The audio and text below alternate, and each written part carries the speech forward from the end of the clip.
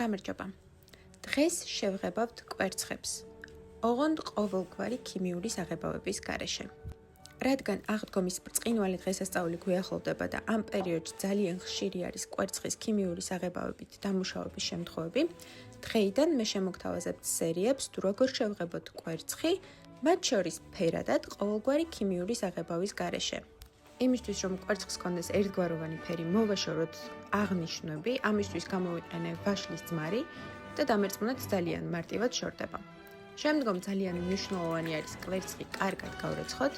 მე გამოვიყენე ოთახის ტემპერატურის წყალი, მცირე რაოდენობით სოდა და ისევ ვაშლის ძმარი.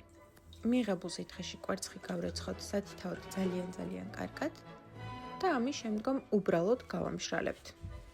გახსოვდეთ, რომ ასე დავიცავთ ჩვენ თავს და ჩვენს პატარებს.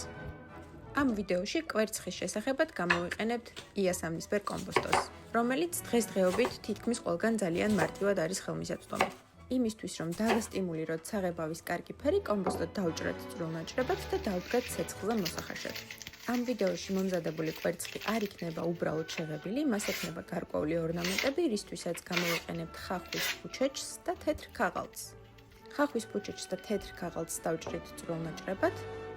შემდგომ კვერცხს ამოვავლებთ ჩვეულებრივ ოთახის ტემპერატურის წყალში, ამოვავლებთ ხახვის ფუჩეჩისა და ქაღალდის მასაში და გავახოვთ მარლაში.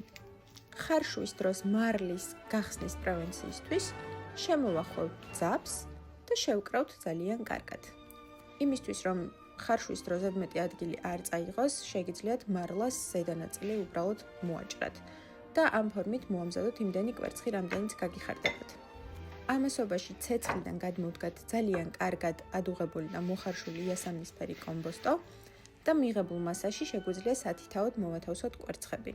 გთხოვთ გაითვალისწინოთ, რომ ამ პროცესში კვერცხი ძალიან კარგად უნდა იყოს დაფარული სითხით, ამიტომ მომზადებამდე გაითვალისწინეთ თქვენი ქვაბის ზომა და კვერცხების რაოდენობა. მიღებულ მასას ისევ ვაბრუნებთ ცეცხლზე და კვერცხს ვხარშავთ ადუღებიდან 10-15 წუთის განმავლობაში.